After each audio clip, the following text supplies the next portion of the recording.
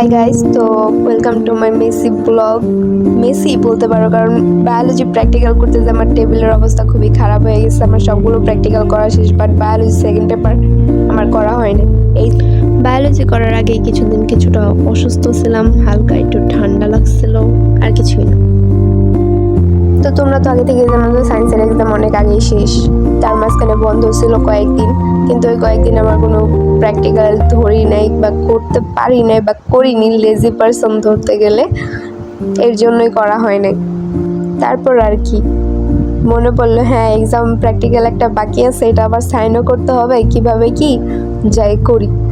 এই প্র্যাকটিক্যালটা করতে যেয়ে প্রায় 3 ঘন্টা সময় লাগছে। 3 ঘন্টা সময় নিয়ে করার পরে আরও 3 ঘন্টা লিখতে লাগছে। অ্যান্ড গেস হোয়াট, এই প্র্যাকটিক্যাল করতে যায় আমি আমার ভাইয়ের বিয়ে মিস করছি। এত ইন্টারেস্টিং একটা জিনিস আমি মিস করছি। তারা আমার ছাড়া এনজয় করছে, অনুষ্ঠান করছে, পার্টি করছে, সব কিছু করছে, আর আমি এগুলার কিচ্ছু পাই নাই। খুবই কষ্ট লাগতেছে। হ্যাঁ, আমি স্বীকার করি এটা সব আমার দোষ ছিল। যদি আমি ফার্স্টের 2 দিন চিল না করে প্র্যাকটিক্যালটা লিখে ফেলতাম, তাহলে আর আমার অ্যাবসেন্ট হতো না বিয়ের অনুষ্ঠানে। আমি অবশ্যই এনজয় করতে পারতাম। অ্যান্ড আমার কোনো বড় বোনও নাই, আগে যাকে দিয়ে লেখাইতাম তার বিয়া হয়ে গেছে। ভাই বিয়া হয়ে গেছে, তখন আমি কী করবো? যাকে এত কিছুর মাঝেও এ দেখো মেথি, কি একটা অবস্থা টেবিলটার। গুছিয়ে নেব, সমস্যা নেই। লাইটটা নষ্ট হয়ে গেছে, কোনো ব্যাপার না। কফি খাবো, ফ্লাক্সে এখন চা না সরি গরম পানি গরম দেব। গরম দেওয়ার পরেই কফিটা খাবো। অ্যান্ড তখন সময় দুপুর 3টা বাজে। আর আমরা যারা চা খাই বা কফি খাই, তাদের জন্য দুপুর আর সকাল সন্ধ্যা কোনো কিছু ম্যাটার করে না। এই দেখো আমার প্র্যাকটিক্যাল শেষ, ডান।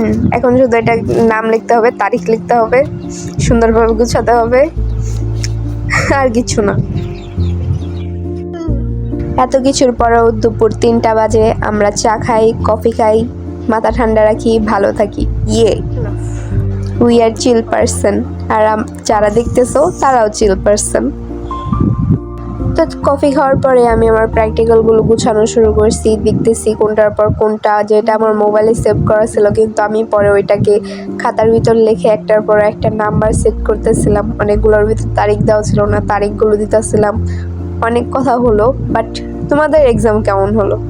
আর্টস, সায়েন্স, কমার্স, তোমাদের এক্সাম কেমন হলো? আমার এক্সামের কথা আমি নাই বলি। আমার exam just like I fucked up, no mention. এখন আমি জানি না, আমি শুধু এখন অ্যাডমিশনে ভর্তি হব। অ্যাডমিশন আমি বাসা থেকেই পড়ব, কোনো কোচিং সেন্টারে যাব না, কারণ আমরা থাকি গাজীপুরে। আর গাজীপুরের শাখা বলতে অনেক দূরে আছে এই শাখাটা, বাট আমার আব্বু আম্মু পারবে না। ভাই আমার মিডল ক্লাস ফ্যামিলির পোলাপান, আমাদের দ্বারা সম্ভব না অত পরিমাণ হিউজ পরিমাণ টাকা পয়সা খরচ করা। প্রশ্ন ব্যাংক কিনবো, বি ইউনিটে এক্সাম দেবো, জাহাঙ্গীরনগর, জগন্নাথ এগুলোর হিসেবে দেখব। আর যদি কোনো রকমভাবে ফেল করি, আল্লাহ ভরসা। এই পর্যন্ত কোনো অ্যাসাইনমেন্ট বা কোনো এক্সামে আমি ফেল করিনি, কলেজ পর্যন্ত না। জানি না ইন্টারের এখন এইচএসসি এক্সামে আমি কি করি। আমি ফিজিক্স নিয়ে হিউজ পরিমাণ প্রবলেম আছি।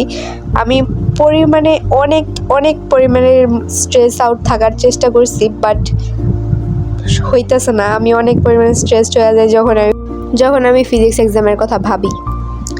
এখন ওইটার ব্যাপারে আর ভাবলে হবে না। যদিও আমি পরবর্তীতে ফেল করি, এক্সাম দেই, তাও তো আমার প্রিপারেশন লাগবে।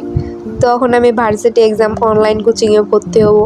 অত দূর যাওয়া সম্ভব না, ফ্যামিলি দেবে না, মিডল ক্লাস ফ্যামিলি, কিছু বলার নাই। আর তোমরা কোথায় কিভাবে কোন এক্সাম দিবে, কোন কোশ্চেন ব্যাংকে ভর্তি হবে, বা কোথায় আমি ভর্তি হইতে চাইতাছি, তোমরা যদি তা জানতে চাও তাহলে অবশ্যই নেক্সট লিখবে। Thank you for watching, bye. আর আমার প্র্যাকটিক্যালের কাজ চলমান। Thank you for watching, bye. I just had to let you know you're